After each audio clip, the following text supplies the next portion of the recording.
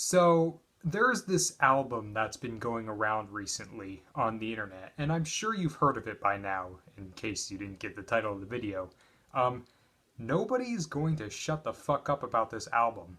I didn't know about this album when this month began. I know about it now, and I've listened to it. All 6.5 hours of it. It really wasn't actually that bad, honestly. It wasn't like a tedious experience at all. But still, it's a lot of hours for one album. So, what is this album that everybody is fucking all over about right now? Well, let's set some things straight. The election is in less than a week. It's October, so I might want to do something a little spooky for October for Halloween, and I think this album is actually a pretty good thing to talk about, especially since it's kind of hot right now, and I might as well cash in while I can, to get as many views as I can. So, anyway, let's see what all the fuss is about. Okay, so just as a fair warning, this video is going to cover some pretty heavy topics, and the music being played is pretty disturbing, so if you're not prepared for that, or if you're not in the right headspace, or you just don't want to get yourself involved into some heavy stuff, then I'd advise you to click off the video now. This is your chance to stop watching. So if you don't know what I'm talking about already, the album that is going around is called Everywhere at the End of Time by The Caretaker. Who's the Caretaker? Well, he's a persona by a man named Leyland Kirby. The Caretaker is supposed to represent memories and the power of them and the deterioration and nostalgia that memories can bring. And this persona has been around since 1996, so it's been around for quite a while at this point. So I'm sure you already know what this album is about, but for anybody who doesn't, this album is about dementia. It's a 6.5 hour long simulation of what it's like to go through dementia. Think of it as like Alzheimer's disease in music form. Now, my personal experience with dementia is that in my family, only one person has got it, and it's my grandmother on my father's side of the family, the only person who's gotten dementia thus far. Um, I'm personally probably not at risk for getting it.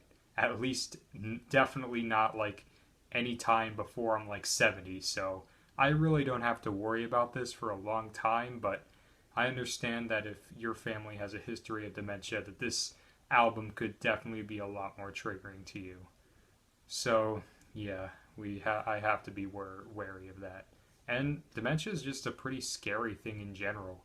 And I didn't even really understand the full scope of how terrifying a dementia could actually be until I listened to this album. This album is not the easiest thing to listen to. It's kind of hard. I had to listen to it during the daytime. I'm recording this at night, but I couldn't listen to this album at night, honestly. I was a little too I was just a little too scared. I'm gonna come out and say it. I can watch horror movies during the night just fine, but this album, for some reason, it was just too much for me. I can record this video at night, of course, but I couldn't listen to the album itself at night. So, yeah, this album's pretty heavy, and I don't want to downplay that. But of course, me not downplaying the album doesn't mean that no one is going to do that. Because that's what exactly is going on the internet right now. Like, this album became a TikTok challenge, basically. That's mostly why this album kind of blew up into the mainstream, like, so much in the past, like, 3 or 4 months or so.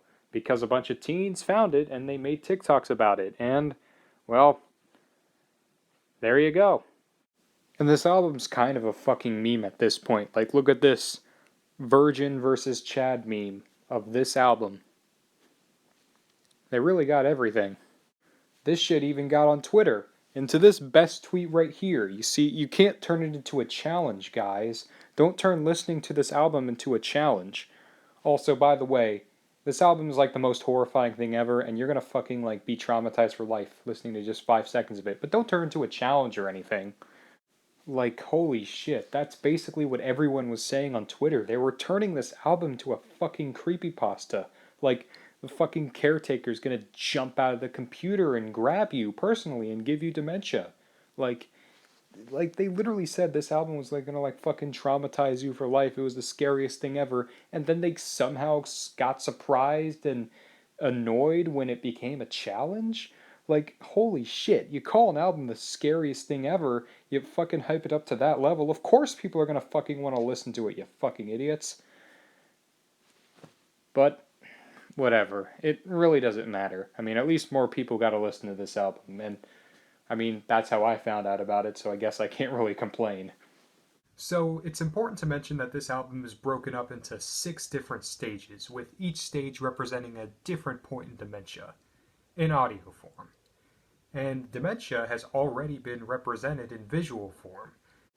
In the year 1995, an artist by the name of William Uter was diagnosed with Alzheimer's disease, and he decided to do an experiment in his last few years of life by drawing a self-portrait of himself each year. His first self-portrait was in 1967, and then in 1996 he started the experiment.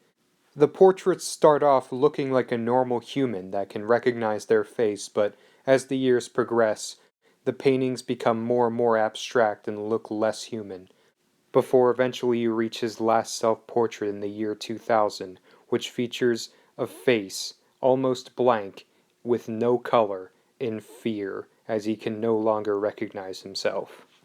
This idea of abstraction was present in the cover arts for each of the albums in Everywhere at the End of Time. The cover art for each album was provided by an artist named Ivan Seal, who's responsible for making a lot of art that's pretty abstract and doesn't seem to make any sense. It reminds me of this one image that went viral about a year ago, in which you were asked to name one thing in this image. At first glance, this image looks completely fine. It has lighting and shadows, but upon closer inspection, it just looks odd and nothing can be easily identified. It's supposed to simulate what it's like to have a stroke, where everything looks familiar, but you can't recognize any of it. And not being able to recognize anything is the key point to these album covers. I mean, let's just take a look at all of them. The Stage 1 cover looks like some sort of magazine. It looks odd and some of the details aren't quite right, but it still looks relatively okay. Stage 2 is basically the same. It's a flower pot. It looks a bit odd, some of the details look off and not quite right, but still, the general idea is there and it still looks relatively okay. Stage 3, on the other hand, is completely abstract. I don't know what the fuck this is supposed to be. It looks just like a bunch of random shit thrown together. Stage 4 looks like an abstract face, which I like to interpret as a representation that dementia makes you not able to recognize yourself. Stage 5 is another completely abstract painting. I mean, I see some stairs, and that's about it. The rest makes no sense. Stage 6 is probably the most heartbreaking album cover. It's a blank canvas, facing away from you, indicating that everything is still there, but it can no longer be seen. Each stage in this album gets progressively more and more distorted until it becomes nothing.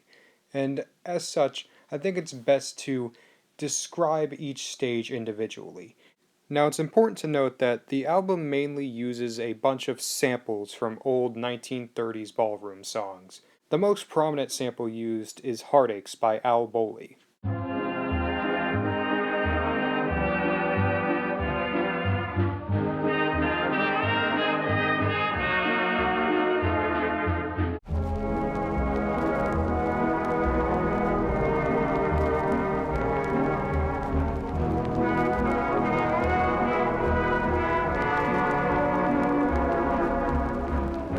With that out of the way, I think it's finally time to get to the stages themselves.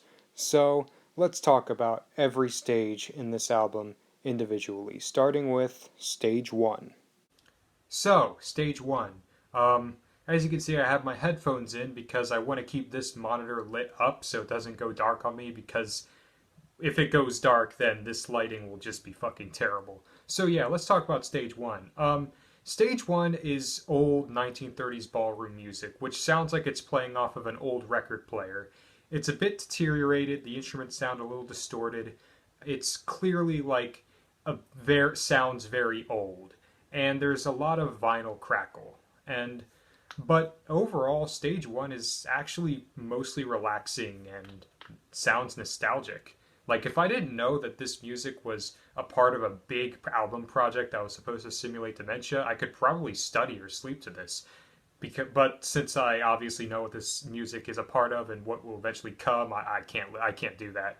So yeah, overall, stage one is pretty relaxing and nostalgic, and it is able to make you feel like you're remembering something that's extremely old that took place a long time ago. It's not all like it's not all normal though. Like sometimes a track will end a bit too abruptly, and sometimes the vinyl crackle will be a bit too loud. But overall, it's mostly just normal ballroom music that's been deteriorated over time, but is still mostly normal. But something I noticed about the tracks about 20 minutes in is that they're mostly very repetitive. Like most of the tracks are just one like 20 to 30-second like loop that's repeated for like 3 to 4 minutes. And once you notice this, it becomes kind of hard to not notice it. I wonder if he did this to kind of portray how in dementia some like people will have like some like repetitive thoughts because they'll have a thought and then like 20 seconds later they might forget that they even had that thought and have that thought again. So I wonder if he was going for that. But and if he was, that's pretty cool. But yeah, stage one, mostly nostalgic and relaxing. Nothing disturbing yet. Stage two is when things start to sound off.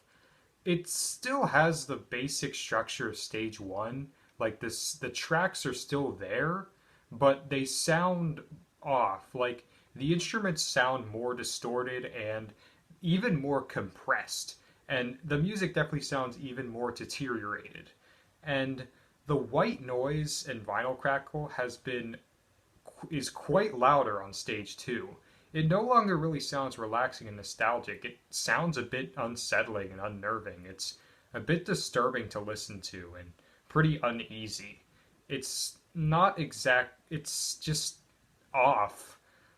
It just, one of the tracks uses the same sample from stage one, the Heartaches by Alboli, but it sounds very off. It just doesn't sound the same at all. It just sounds, it's very unnerving to listen to. And that basically describes most of stage two. It's about as long as stage one, clocking in at like 40 minutes or so. But yeah, it is just a lot more disturbing. And it only makes you and it only makes you a bit more uneasy at what's to come next.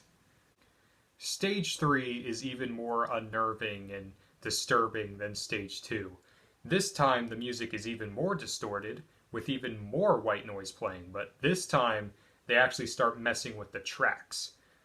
The tracks before in stages 1 and 2, sometimes a track would end a bit abruptly or not have a very clear start, but in stage 3 that's amplified a lot, where tracks would just stop in the middle of them, and then a new track would play. And then like some tracks would just not finish. Like they just wouldn't finish. Sometimes a track would start and it's just vinyl crackle and white noise for like 10 seconds before the actual track begins. And also the tracks cut in and out. The audio begins cutting in and out on these tracks. At first I thought it was something wrong with my headphones, but no, it's part of the actual tracks. And the volume gets messed with too, with the volume rising up and down randomly. It's very, very disturbing. And the final track of stage 3 is a track which has the same sample of Heartaches by Al Boli, but it's messed with so much. The basic music structure is there, but the details have been completely messed up, where like a track will like randomly cut in and out in audio, the volume just randomly like goes up and down, and some segments are chopped. Like the song would like chop and like randomly go to another part of the song when that wouldn't be like what's supposed to happen. So yeah, and that basically sums up what stage 3 is. Like the songs sound a bit more chopped, where sometimes a random like the audio will skip to a further part of the song randomly. It really portrays how like dementia is really progressing and deteriorating the mind because the music sounds even more deteriorated. It's stage 3 is supposed to represent the last coherent memories. So the next stages will represent the post-awareness stages. No more coherent memories, just fear. Stage 4 is very disturbing and honestly a little terrifying to listen to. Time has been warped in this album. Whereas the first three stages were around 40 to 45 minutes long, stage 4 is an hour and a half, or almost an hour and a half long. And there is no more musical structure here. It's just noise. Random noise just strung together along with the vinyl crackle and white noise added. No sense of actual like structure or flow, random noises. Sometimes there will be like an actual like melody that you can like follow that will play for like 10 seconds and then it leaves just as quickly as it came. It's truly a disturbing listen, and 90 minutes of just pure noise can be just so tiring. Like I really, really hated what I was listening to. It made me feel very uncomfortable and even a bit afraid, but I kept listening to it, and eventually I made it through the entire thing. It was a very, very disturbing listen, though. I just, wow. And it only gets worse. Stage 5 was easily the most, like, horrifying stage to listen to. It was the most uncomfortable. It was the one that made me, like, the most afraid. There was no musical structure whatsoever. Noises were sporadic, and the white noise was still there, like random instruments just everywhere, no flow. It was a lot more sporadic and that it was in stage 4. It's still like 90 minutes long though. It's the longest stage in the album. It's just so much. There's like 2 points I remember where like an actual melody or like an actual like track plays like and it flows like just as well as like something would in like stage 1, but it only lasts for 20 seconds. It just you just want to hold on to it so much and then it leaves.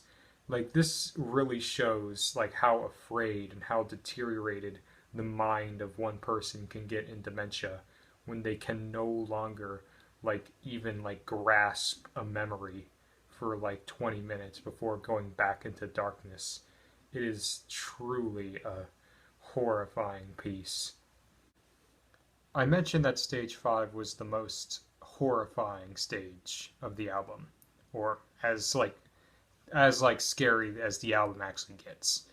But stage 6 isn't that horrifying or scary like stages 4 and 5 or even 2 or 3. It's a different feeling. It's depressing. It's even a little heartbreaking. There really is no noise in stage 6. Just white noise. That's it. For nearly 90 minutes, all you're going to be hearing is white noise. It's just absolutely heartbreaking because you know the white noise is just the mind. There's no more memories. There isn't even a description for stage 6. The previous 5 stages all had descriptions provided by the actual caretaker himself. But stage 6 has no such description. Post-awareness stage 6 is without description, is what is provided. There's nothing here, just white noise, depressing, an empty mind. The last 6 minutes is just so much. A choir it's like a choir of angels that sing at the end of the entire 6.5 hours, representing the death of the person. Place in the World Fades Away is what the last track is called. Death.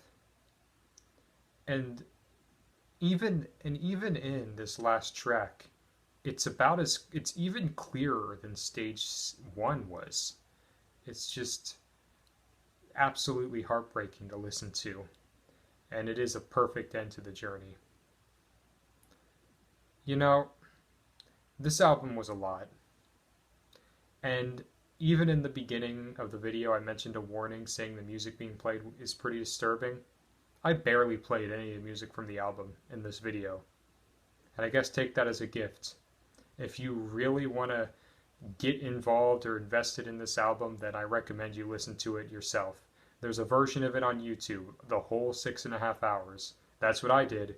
Now, I think it's worth mentioning that each of the 6 stages were released at like different times, where stage 1 was released in 2016 and stage 6 was released in 2019. So it took 4 years to get this thing done. Well, actually, it took like 3 years because, yeah. Yeah, it's not a very easy thing to listen to, and after listening to it, those last 6 minutes and just stage 6 in general made me realize how terrifying dementia could actually be. It never dawned on me until I listened to that album, and it was a lot. If you're not in the right headspace, I recommend not listening to it, unless you really want to get involved. At the very least, listen to it during the daytime if you're in that place. Don't listen to it at night. If you're like not like emotionally stable, it might really get to you. Just, yeah. I'm glad I listened to this. Even if I found it out through a stupid TikTok challenge or meme, and how this album's still going to be memed for probably about another like 3 weeks before it gets old and dies off, I'm still glad I heard about it. This album was the last part of the caretaker persona. He retired that persona after this album was made. So Leyland Kirby's caretaker character is no longer a thing. And I think it was a perfect end off. This is the Time Project, and happy Halloween.